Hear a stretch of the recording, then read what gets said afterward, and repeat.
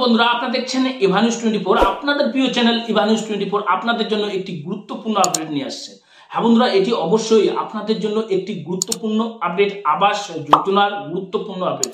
আপনারা জানেন এতদিন দুয়ারে সরকারের ক্যাম্প হতো, এখন কিন্তু আবাস যোজনার ক্যাম্প হবে। হ্যাঁ বন্ধুরা, অবশ্যই আবাস যোজনার প্রত্যেকটি ব্লকের প্রত্যেকটি গ্রাম পঞ্চায়েত স্তরে ক্যাম্প হতে চলেছে এবং এই ক্যাম্পে কি কি ডকুমেন্টস লাগবে, কারাই বা এই ক্যাম্পে যাবে এবং কাদের জন্য বা এই ক্যাম্প হবে এবং কখন কোথায় ক্যাম্পগুলো হবে এবং আপনারা কিভাবে জানবেন, আজকে আমরা এই ভিডিওতে বিস্তারিত আলোচনা করব। তাই ভিডিওটি আপনি না টেনে শেষ পর্যন্ত দেখবেন। তার সঙ্গে সঙ্গে বলি যে এখনো যদি আমার চ্যানেলটিকে আপনার সাবস্ক্রাইব করেননি, অবশ্যই আমার চ্যানেলটিকে সাবস্ক্রাইব করে রাখুন, বেল বাটনটি অন করে রাখুন প্রত্যেকটি ভিডিওর নোটিফিকেশন পাওয়ার জন্য। বন্ধুরা চলুন কথা না বাড়িয়ে আমরা সোজাসুজি টপিকে যাচ্ছি।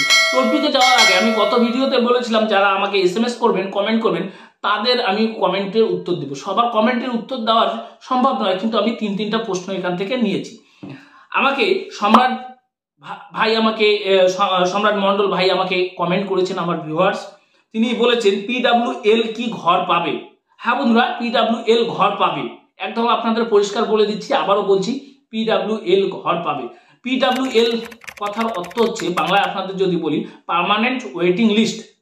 অর্থাৎ আপনি কিন্তু এবার যদি এই সেকশনে যদি আপনি টাকা না পান, ফার্স্ট অ্যালটে যদি টাকা না পান, তাহলে কিন্তু আপনি দ্বিতীয় অ্যালটে টাকা পাবেন এই লিস্টে যদি আপনার নাম থাকে। মুখ্যমন্ত্রী কিন্তু বলছে 11 লক্ষ, আমরা টোটাল 50 লক্ষ ঘর দেবো, কিন্তু 11 লক্ষ এইভাবে দিচ্ছি, 50 লক্ষ একবারেই দেওয়া সম্ভব নয়, ধীরে ধীরে তারা টাকা দিবে। কিন্তু এই লিস্টে আপনার নাম যদি টিকে থাকে তাহলে আপনি অবশ্যই টাকা পাবেন। এবারে আর এক কৌশিক ভিউয়ার্স আমার প্রশ্ন করেছেন, দাদা আমার জন্য আইডিতে অন্য আধার কার্ড কি করে ঠিক করা যাবে? এটা এখানে বলছেন দাদা আমার অন্য আইডিতে অন্য আধার কার্ড কি করে ঠিক করা যাবে। আমি প্রশ্নটা ঠিক বুঝতে পারিনি, তবু বলছি কারো এরকম যদি হয়ে থাকে আইডি নিজের তার নাম কিন্তু আধার কার্ড অন্যের চলে গেছে, তাহলে কিন্তু আপনি গ্রাম পঞ্চায়েত কিংবা আপনি বিডিওতে যোগাযোগ করতে পারেন। এবং আপনাকে বলি আপনার যদি স্যাংশনেড হয়ে থাকে, পঞ্চায়েত আধিকারিক বলুন, বিডিও আধিকারিক বলুন, তারা নিজে থেকেই আপনাকে যোগাযোগ করবে এবং ভেরিফাই যতদিন না সাকসেসফুল হচ্ছে, আধারের সঙ্গে মোবাইল এবং আধারের সঙ্গে আপনার ডকুমেন্টসের কমিউনিকেশন হচ্ছে, ততদিন না আপনাকে কিন্তু টাকা দেবে।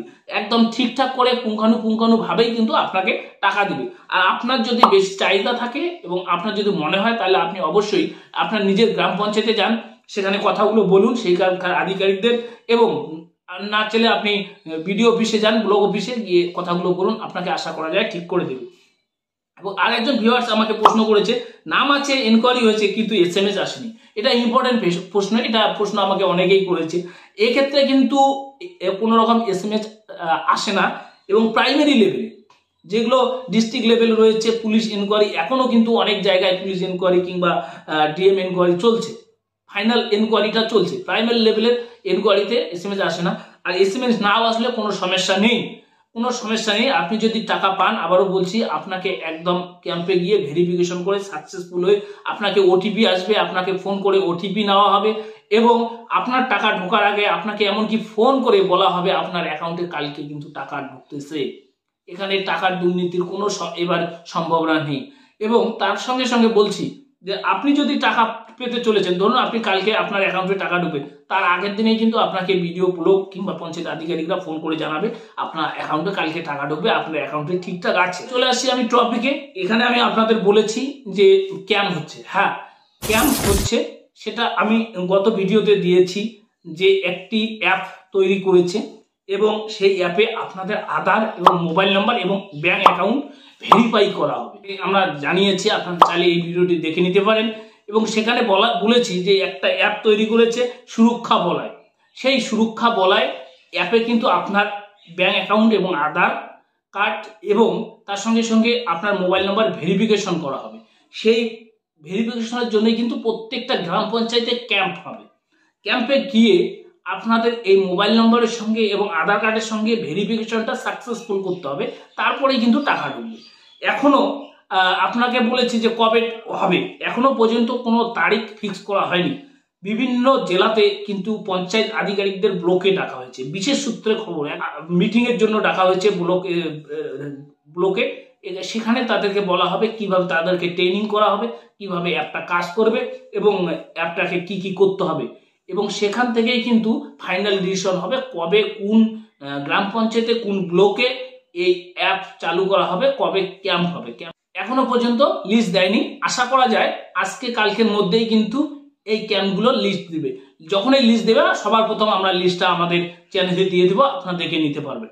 বন্ধুরা চলুন, আপনারা ভাবছেন অনেকেই যে PWL এবং সেনশন সবগুলোই তো সার্ভে হয়ে গেল, তাহলে ফাইনাল লিস্টে ফাইনালি টাকা পাচ্ছে কারা আমরা কিভাবে জানবো?